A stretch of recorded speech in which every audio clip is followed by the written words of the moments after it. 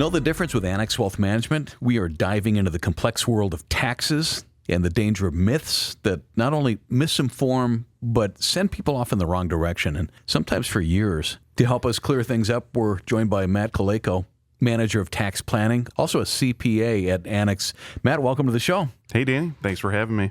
Talking about myths about taxes. Here's one I fell for, and it was many summers ago when I got my first real job when I was going to have to pay real taxes. Coworker takes me aside and tells me getting a large tax refund was great because it was like a bonus. What do you think about that? Yeah, getting a big refund check sounds like a great idea, and more often than not, it just means you gave the IRS too much money during the year, and that usually happens via too much tax withholding from your wages.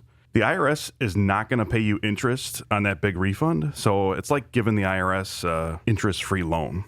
There are much better ways to save a little extra cash, and in fact, most employers will let you split your direct deposit between multiple bank accounts. Perhaps you take that extra money, have it put into a money market or a high-yield savings account. That is a better alternative than letting the IRS hold it for you. Another tax myth.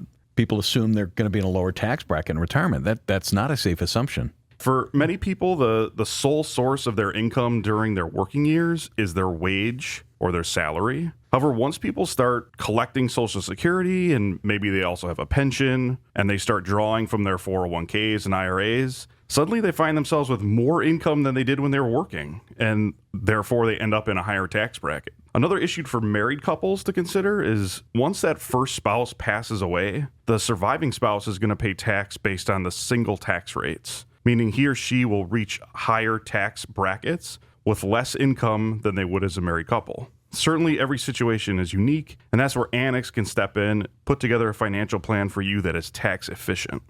Matt Kulakow is Manager of Tax Planning, also a CPA at Annex Wealth Management. Tax myths are everywhere. Next up, if a business makes a lot of money, start spending, reduce those taxes. That's tempting. Yeah, I get this question a lot, and honestly, the answer is really simple. If you're spending for something the business needs, go ahead and buy it.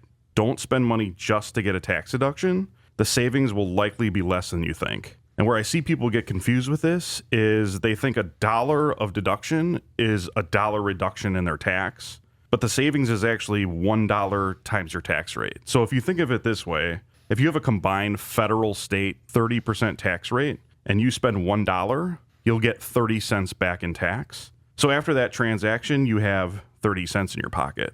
If, however, you keep that dollar, pay tax on it, you'll pay 30 cents in tax, and you'll have 70 cents left in your pocket. So clearly, from a cash flow standpoint, keeping the dollar is not a bad idea. The question the business owner really should be asking is, does this expenditure make business sense? And if yes, then go for it.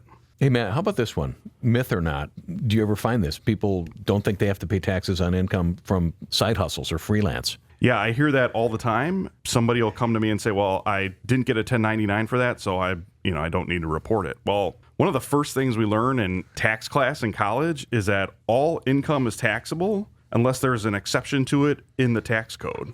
Even small amounts of income where you don't receive a 1099 are still taxable, whether that income is from a side gig or it's small amounts of interest from a bank account. That money is taxable. Don't forget also net income from a side gig of greater than $400 is subject not only to income tax, but also Social Security and Medicare tax. So the lesson here is don't rely on those 1099s from others to do your record keeping, as they may not capture all your income. Darn it. Any final advice for our listeners that, they're navigating tax noise? Yeah, two things. First, pay no attention to the tax advice you get on social media or even from your friends who don't really know your specific tax situation.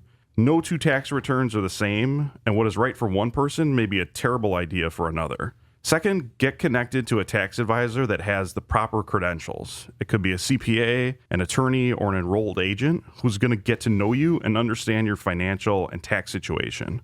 And by the way, Danny, we have several folks here at Annex with the experience and the credentials to help you navigate through all that noise and tax plan, not just for the current year, but for your lifetime. Investment, retirement, estate, and tax planning. It's what we do. Matt Kulakow, Manager of Tax Planning and a CPA at Annex Wealth Management. Thank you. Thanks, Danny.